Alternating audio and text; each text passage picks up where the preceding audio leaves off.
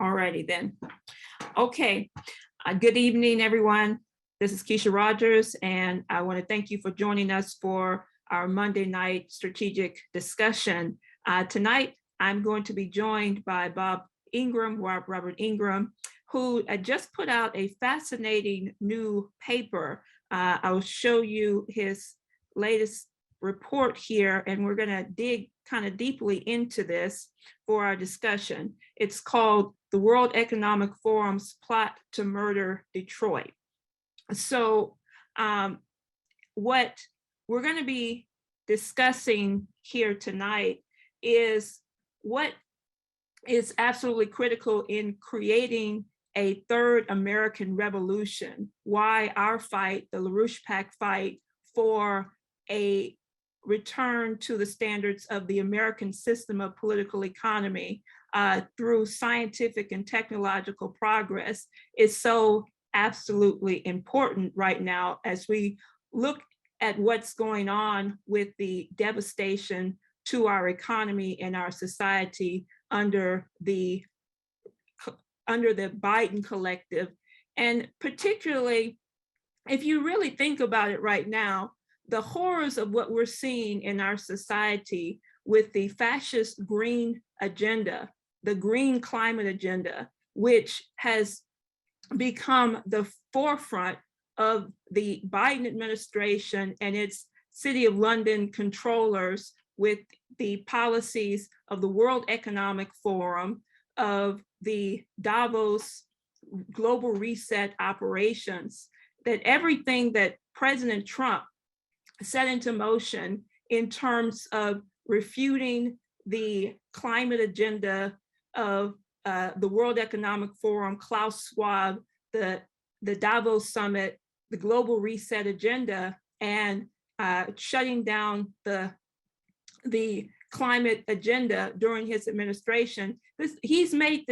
President Donald Trump made this a top priority in his campaigns to go after the destruction of this agenda as we're seeing it unfold in the Biden administration. And we're going to talk about what's really behind this. What is the intention? The intention is to push a genocidal policy worse than anything that could have been imagined by the Malthusian agenda of population reduction. They want to see that tenfold. And this is being done and has been outlined by the recent report that was put out on April 4th by the World Economic Forum, or IPCC, International Intergovernmental Panel on Climate Change. And this latest report was pretty devastating, but we're going to get into what's really behind it. And one of the things that Bob will take us through is what he defined in his latest article on what Klaus Schwab, the Davos Forum, and the World Economic Forum are calling the urban transformation. And we're going to let Bob get into that momentarily. But I just want to report here, the whole policy around the climate mitigation IPCC panel report. They just released their recent report. They've been around since 1988. And we remember what happened with how this really became the talk of everything with the insane policies of Al Gore and his climate operations. But this report was to discuss the impact, and has been to discuss the impact of what's known as anthropogenic climate change, or the effects of human beings on the climate.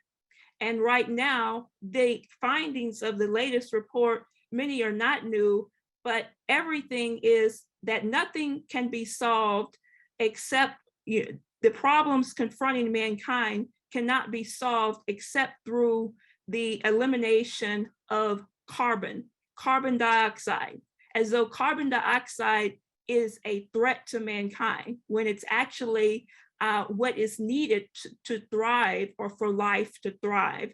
But no, the agenda of the IPCC panel, and what they make clear, is that we have to reduce carbon emissions to net zero by 2050. And I'll tell you who the target is of that carbon emissions reduction. Everything from that they blame, and key findings in this report show that anthropogenic climate change has exposed our ecosystem to unprecedented conditions and millennia. It talks about the increases in drought, the increases in wildfires. All of these things are a result of the destruction of mankind, of human beings. And this is what these people believe, but what's the actual objective behind it? Well, one of the things, as said, when I bring Bob in, he's going to discuss, is a policy that is very devastating to totally finish off the cities of the world, finish off industrial, technological development, and what's going to be used is Detroit for that. And this policy is called urban transformation. But before he goes into that, one thing that the report outlines, and I'll ask Bob to comment on this momentarily, is in the report there is a summary for policymakers, and that summary for policymakers outlines a specific concept called climate justice. Okay, so you guys have heard of, social justice. You know what is being done right now with the so-called BLM, Black Lives Matter. Nothing discussing justice from the standpoint of economic justice to solve the problems of poverty and what's happening to the breakdown of the cities and urban areas. But what they want, what this climate justice is a term that's being used right now to basically say that these cities have to be turned into models of indigenous populations, that the indigenous peoples of the world are the greatest friends to the climate agenda, the climate justice agenda. And so this is why it's very interesting that not only in this past Saturday's speech did President Trump talk about how this green agenda of windmills everywhere, of total destruction, is the worst thing for our nation coming from the Biden administration. But he also focused on, as we have very clearly laid out, what is necessary to invest in the next American industrial revolution, scientific and technological progress. And I just wanted to finally say that the mention by President Trump in his speech on this past Saturday in North Carolina, really of the commitment of the United States to scientific progress, to space exploration, where he says that the United States has to commit to returning human beings to the moon and onto Mars. And we've talked about this a lot, but the question really is demonstrative of what it is that we are out to create. And the LaRouche PAC is not only exposing the criminality and horrors of these anti-science, anti-human policies, but what actually has to prevail in terms of a growth production in society. So I'm going to turn it over to Bob now so he can go through this latest developments a little more.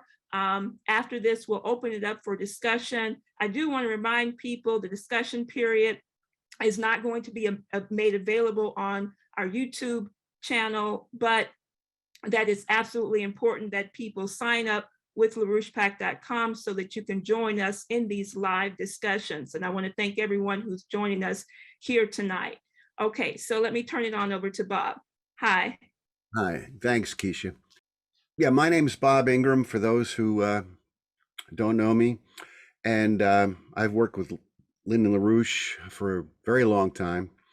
And Keisha referenced this article that I wrote, which was just posted on the LaRouche PAC website, entitled The World Economic Forum's Plot to Murder Detroit. And this is what I'm going to discuss, but I want to try to situate this within the battle that we are now engaged in to rescue our nation. I'm going to talk about cities, and I know for some people they recognize this is important. There are perhaps some people, maybe even, hopefully not, but maybe even a few on the call tonight in this meeting. But certainly people, who are in the Trump movement, who tend to, just write off the cities. These are Democratic Party dictatorships, Democratic Party hellholes of, homelessness and drugs and this and that. All of which is true. They're plantations for the Democratic Party apparatus and vote fraud. But let me make a very specific and emphatic point, which is that if we do not save and rebuild our cities, this nation has no future. In terms of our nation, the culture of our nation, and most definitely the economy and future economy of our nation. Cities are all important centers of manufacturing, of commerce, of transportation, of culture. And this is what we've seen throughout the history of the country. If you go back to when we had a productive economy in the 1940s, 50s, 60s, even into the 1970s, at least the early part of the 1970s, this is what you find all throughout the country. Or, more specifically, since we're talking about Detroit tonight, all throughout the Great Lakes region, in Michigan, in Ohio, in Indiana, in Wisconsin, and elsewhere. Large cities, medium-sized cities, small cities, grouped around manufacturing plants, grouped around various productive enterprises, grouped around important components of our national economy. And this has all been taken down. We're not going to make it as a nation unless we reverse this process. And, I'll give you just one example. I mentioned it in a meeting we had out here on the West Coast over the weekend.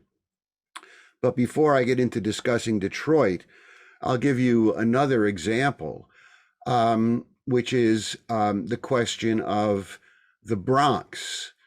And as I'm sure most of you know, the Bronx is a borough in New York City.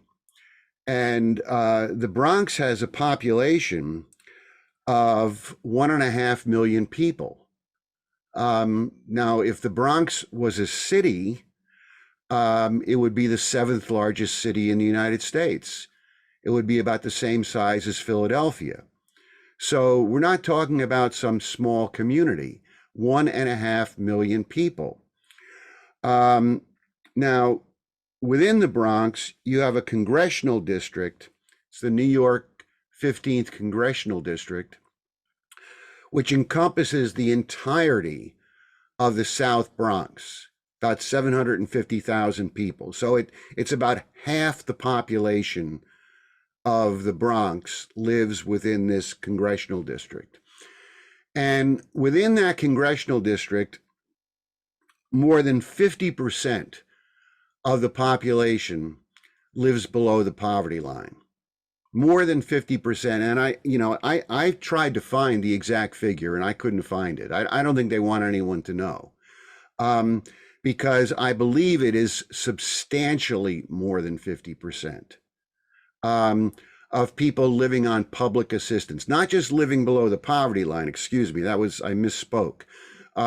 More than 50% of the population of the South Bronx lives on public assistance. That is, they're supported by the government. And are extraordinarily poor. Now, you could say, well, that's the Bronx. But the fact is that these are conditions we are seeing replicated again and again and again and again throughout the United States. And, everyone's seen the pictures of the homeless encampments, but that's just the end product for some of the most unfortunate segment of the population. The reality is that this is being driven downwards.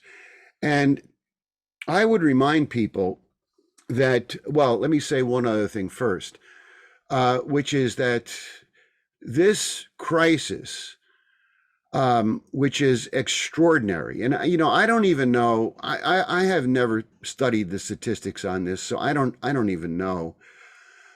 But, it certainly seems to me, and I could be wrong, that even during the Great Depression, even during, say, 1933, 1934, 1931, or later, even during the Great Depression, I don't think in most of our urban cities, urban areas, we had conditions where more than half the population was below the poverty line.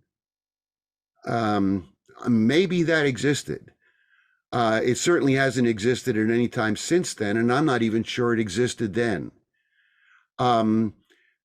Our cities, together with the rest of our national economy, is being destroyed, literally destroyed.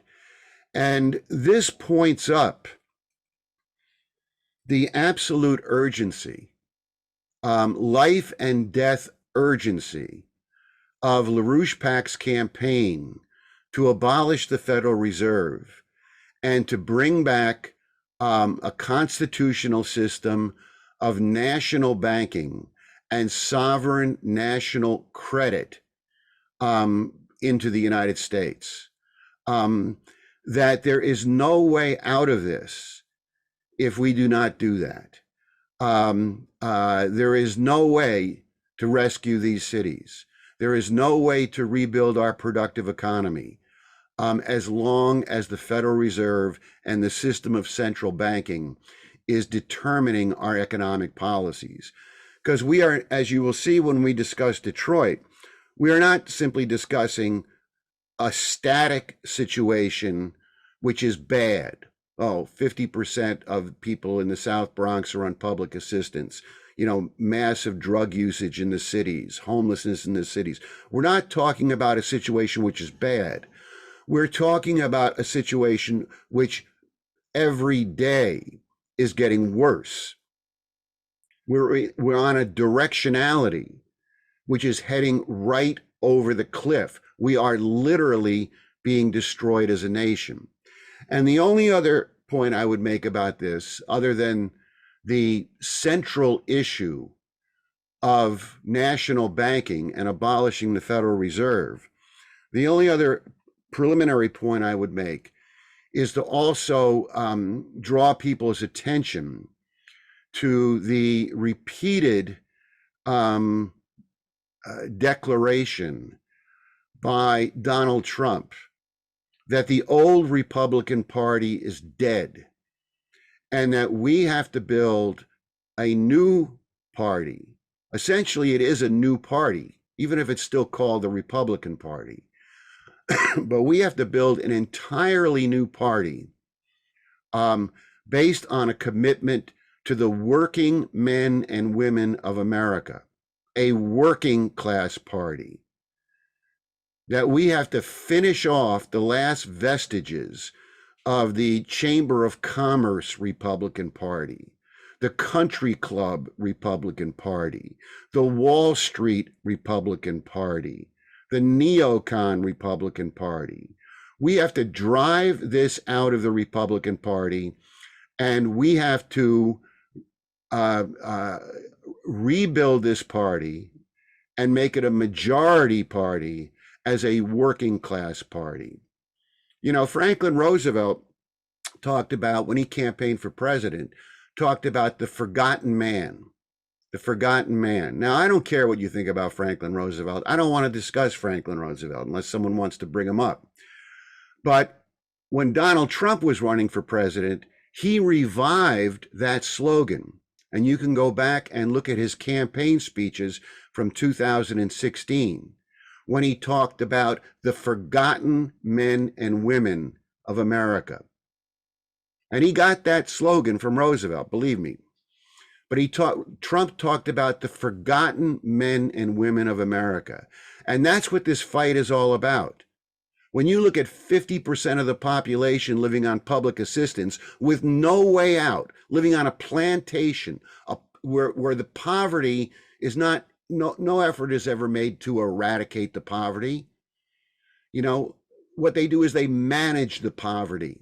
They keep the population in permanent poverty, and they drive more and more people down into this poverty. These are the forgotten men and women of America. You want to understand why increasing numbers of Hispanics and Blacks are turning to the Trump movement? This is why. We have to make that a torrent. You know, anyone who wants to keep the Republican Party, you know, sort of lily white, and I think there's probably very few people who do anymore, but those who want to are idiots. They're morons. You know, working people from every background, their home, their true political home is in the movement that we're creating, that we're helping to build, along with a lot of other people. So I just wanted to say that as a preliminary. So we're going to talk about Detroit. And the reason for this specifically, the reason this came up, is that on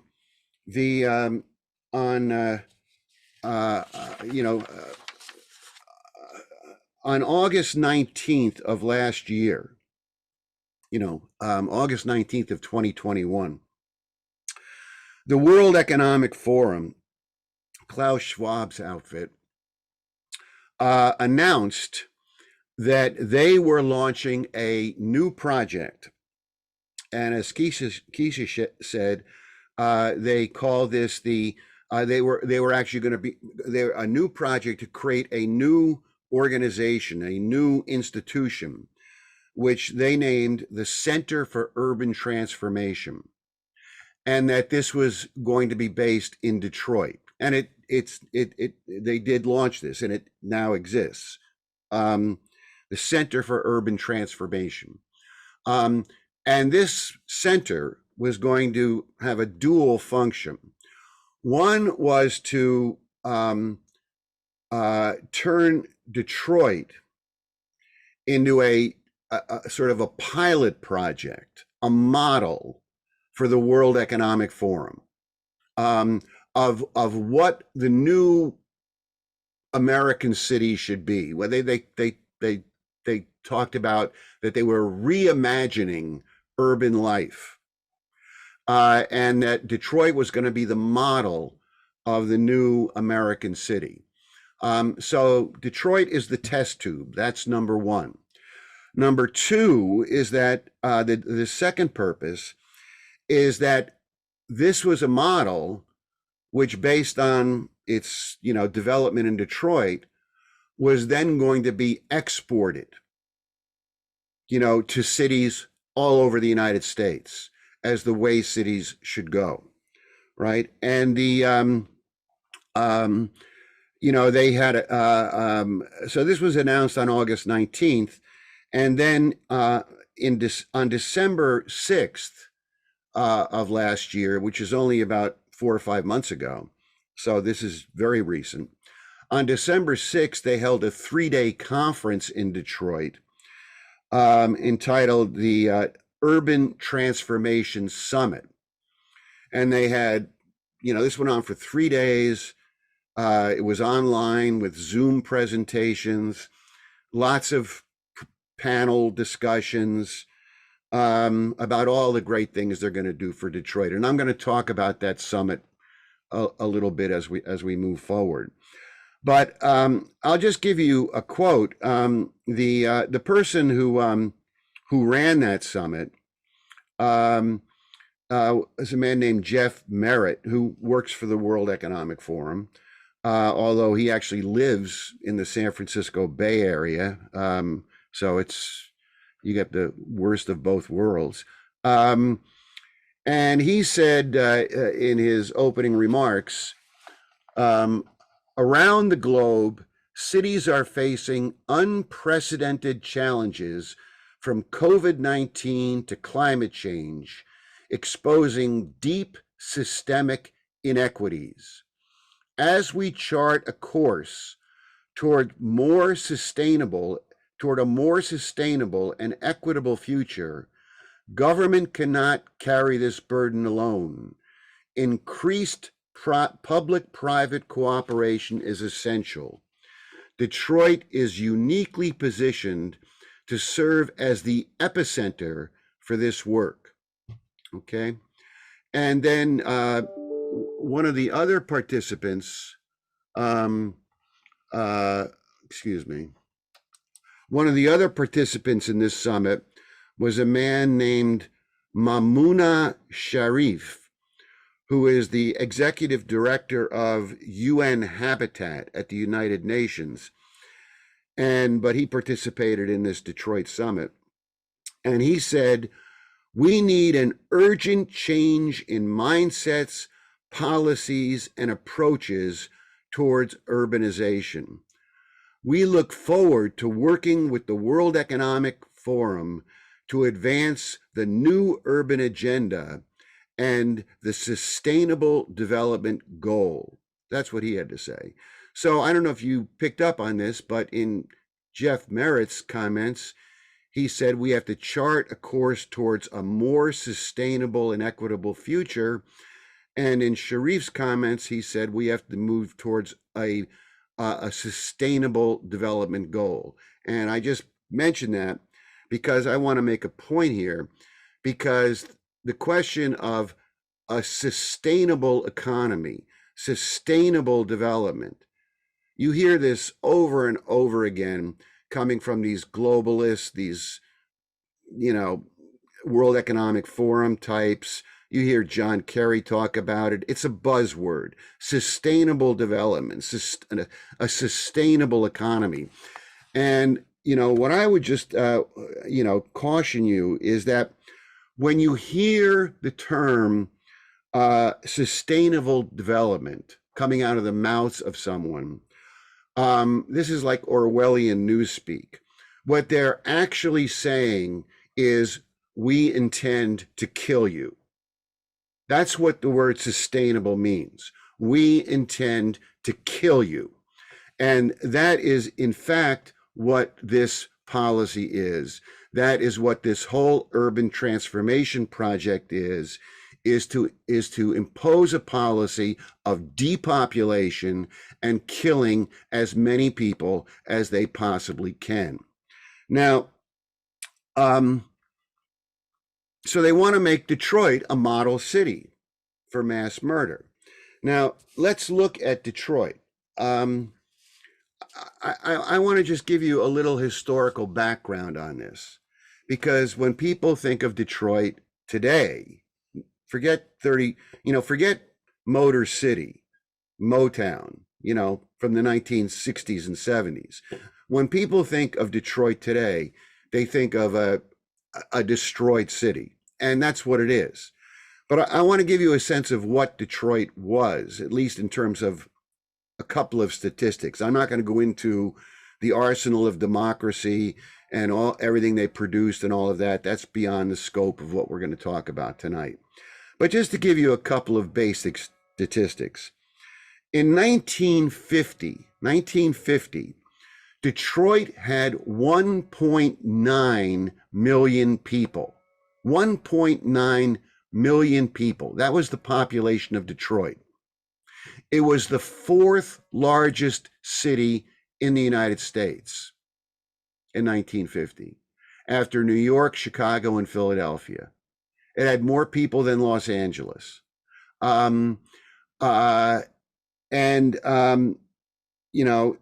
It gradually began to lose population, but it was gradual. It was very gradual.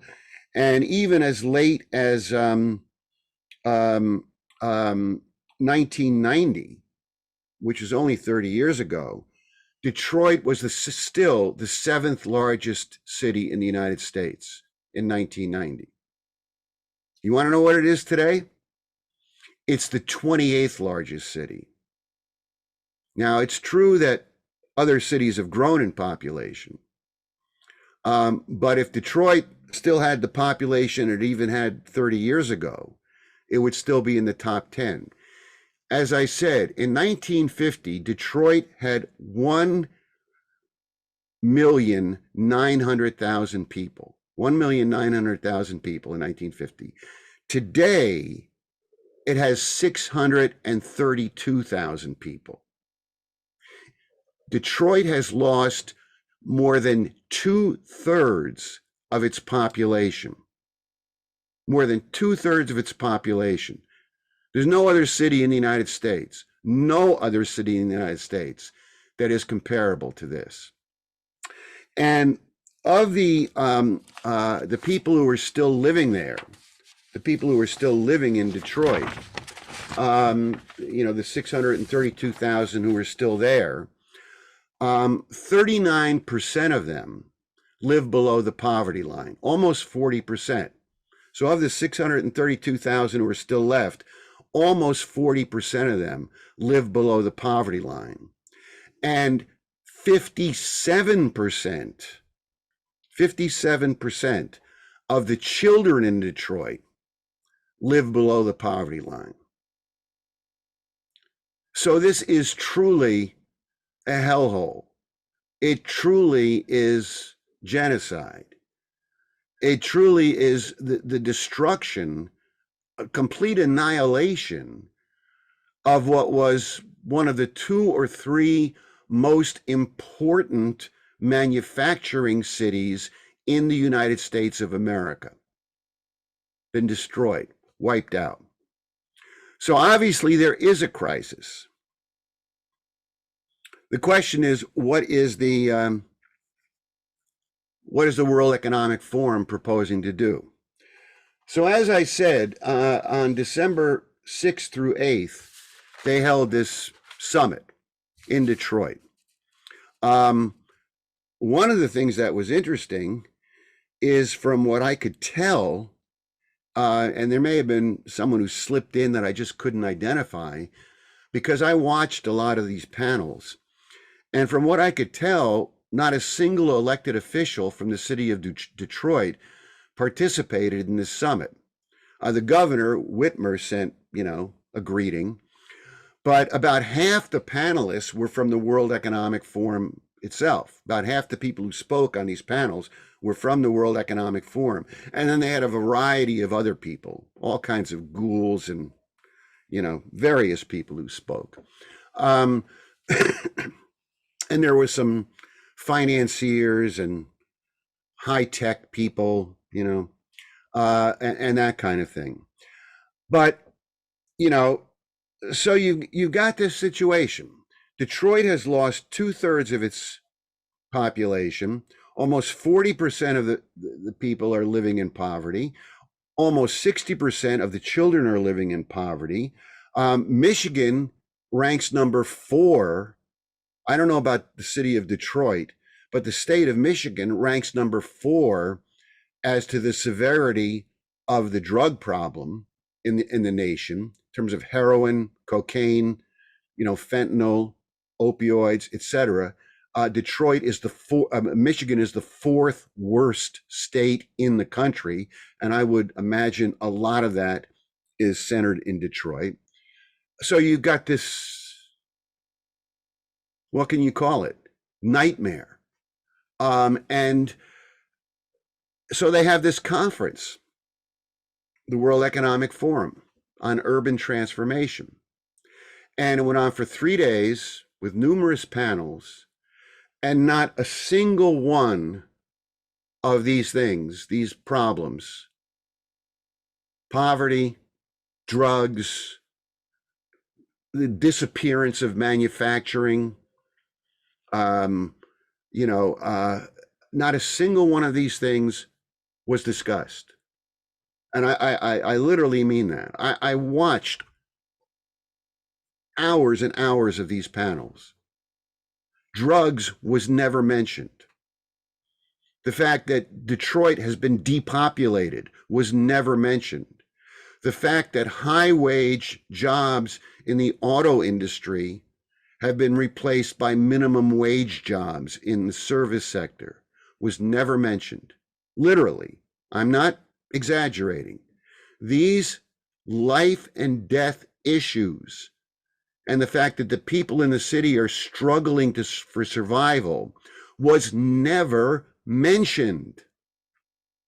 Instead, what they said is that the crisis in Detroit is that we have to make Detroit go green.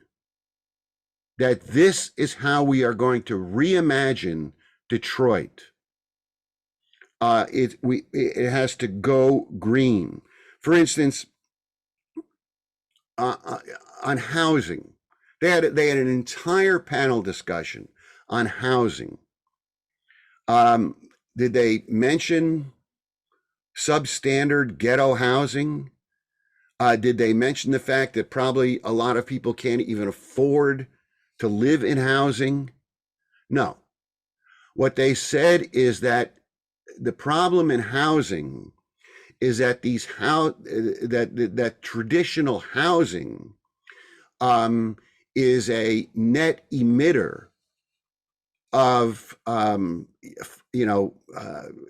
carbon dioxide, methane gas, and other emissions, climate change emissions, and we have to end this.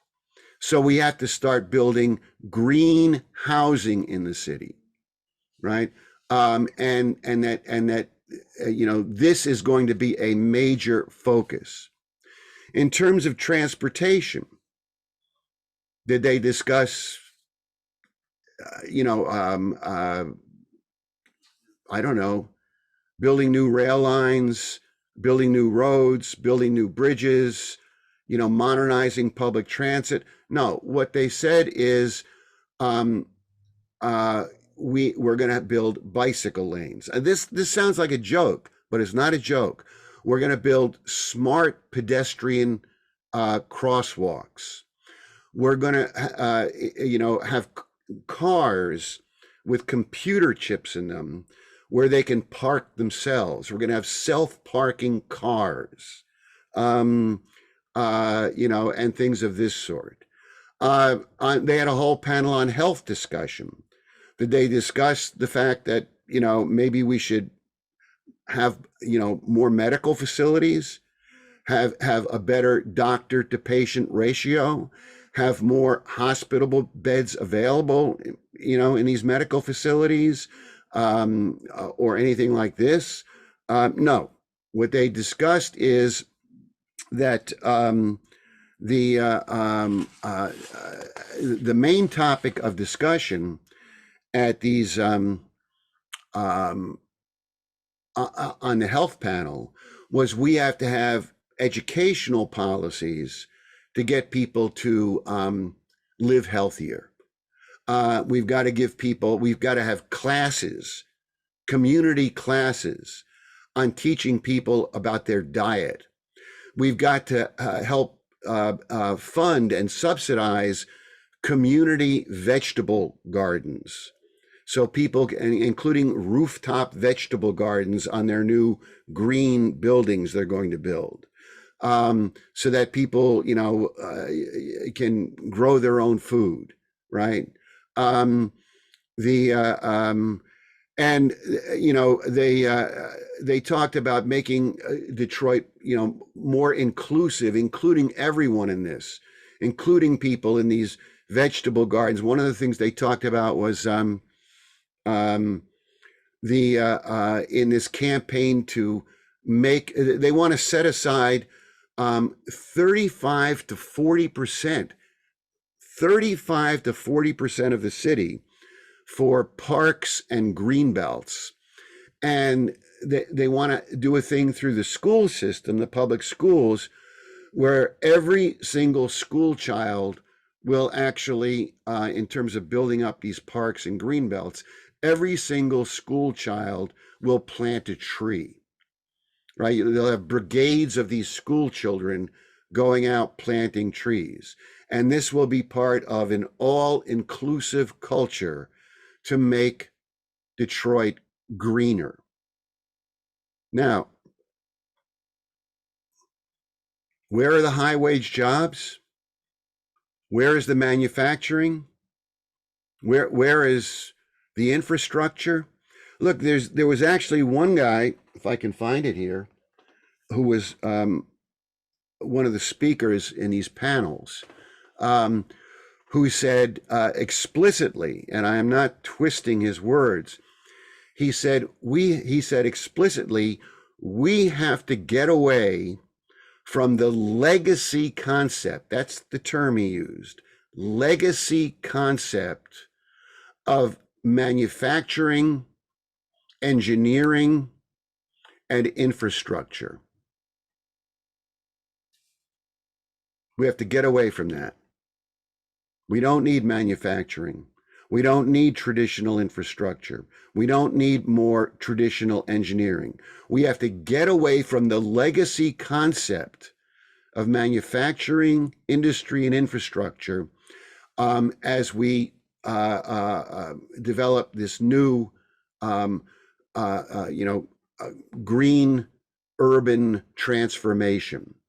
And what these guys are all hipped on, is this stuff, what they call, what Klaus Schwab calls the fourth industrial revolution. We're going to have 5G. We're going to have smart crosswalks, smart bike lanes, smart car parkings, and all of this stuff. We'll be able to monitor, how much, methane a building is emitting in real time and have it all computerized and be able to digitally tell us where we have to adjust all of these things. And this is their idea of infrastructure, smart, green infrastructure, right? Now, I'll just mention as a highlight, or as a feature of this, not really a highlight, that, part of this, and, as I said, what they're saying is that the government is not going to do all of this. This is public-private partnerships. But, what you're really talking about here is it's not the old idea of privatization per se. I mean, people may know, like, you go back, in the 1980s, 1990s, when you got some of these, people who said, we don't like the government running things, so we're going to privatize it. We're going to take, like, water. Instead of having the government provide you with your water, we'll sell that off to a private company. They would do the same thing with electricity, like they did with, the company out of Texas. We'll sell that off to a private company, and they'll provide the water. They'll provide the electricity. Privatization, in which then the private company can raise your rates, reduce your service, and gouge you any way they feel like it. But that's not what they're talking about here. That's not what this is in terms of what they're proposing for public-private partnership in Detroit. What they're talking about is creating these new green projects green buildings, green transportation, green this, green that, these new projects, which will be spun off as public-private partnerships in which various private investors and financial institutions will be drawn in to finance these things, and then they'll get these things going and established, however, in whatever form they do it, and these things then become financial assets, right? You create some thing, some high-tech thing to learn how to, and you create a little company to park cars. This becomes a financial asset, right? Or something that provide, to take the carbon dioxide out of apartment buildings. This becomes a financial asset. And that financial asset can then be bought and sold and speculated on within the financial markets. So what you're talking about is the creation of financial assets in which various private financial interests can make oodles and oodles of money, but the population within the city of Detroit is driven further and further and further down, right? And so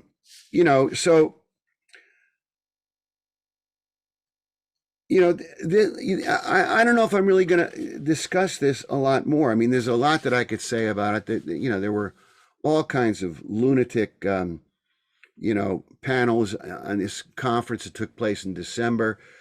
But this is what you're looking at, right?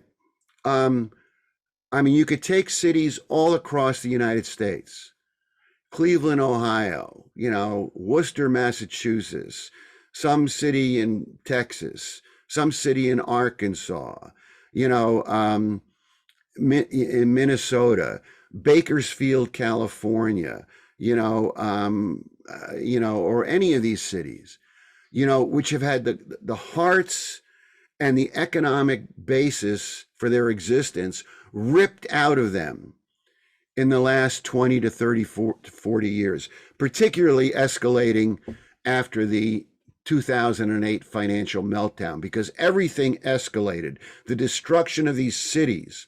I mean, you see it just with the homelessness, but it's not just the homelessness. You see it with the drug problem, but it's not just the drug problem.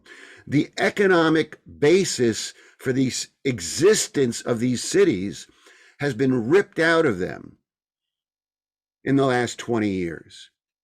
Now what the World Economic Forum is doing, is they are saying, we're going to move in and we're going to cannibalize what's left. We're going to eat the corpses, right? We're going to impose this green dictatorship, and we'll include everyone in it, whether you're black, brown, red, white, yellow, whatever race you are, whatever religion you are, we'll give you a vegetable patch. We'll give you, your kid can plant a tree. We'll give you, access to whatever services we deem, to grant you. But nothing productive. No legacy industry, engineering, or infrastructure. That's out. That's out. It's enforced poverty, managed poverty. That's the permanent policy for the cities of the United States. Drive them downwards, drive the people who live in them downwards into oblivion. And this is what they now want Detroit to be the model for. The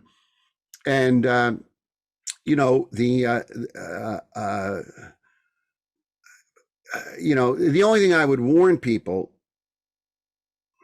the World Economic Forum is, obviously a satanic organization, but, don't get caught in thinking that this is all coming from the World Economic Forum.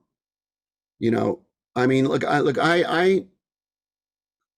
wrote news reports for the LaRouche PAC website on the last two Davos conferences of the World Economic Forum. And one of the things that was very apparent, in reporting on those two Davos conferences is that the primary subject, they had a lot of subjects, but the primary subject of those Davos conferences was that, to enforce the policies that had already been dictated by COP26, by the UN climate change conferences. So this is all coming from the highest level of the oligarchy, of the central banking system, of the modern day British financial empire, the monetary empire, who are now out to, who are determined to do this. And it is very clear to me that what is occurring is not simply people trying to make money. I said, these guys are going to set up these financial assets. Well, that's what they do. They're all greedy parasites. But that's not simply what it is. If you look carefully at what they're doing, what they're proposing to do to Detroit, which was the arsenal of democracy in World War II, what they're proposing to do to Detroit as a model for what they want to do to every city in the United States, this is a deliberate policy, deliberate, not simply a byproduct, but the primary purpose of this is to destroy the United States of America. And this has a lot of implications strategically, because if you destroy the United States of America, you're destroying the basis for the US dollar of being a global reserve currency. You're destroying America's economic position in the world, not to mention destroying the population of our nation. This is a deliberate policy of destruction. And how else could you call manufacturing and infrastructure legacy? Something we don't want anymore. It's a deliberate policy to destroy us. And as I said in the beginning, this raises the question of national banking. Keisha mentioned it, and I've mentioned it before. There have been a lot of good people throughout American history who have done a lot of good things. But in my mind, there were two historic economic revolutions in the history of the United States.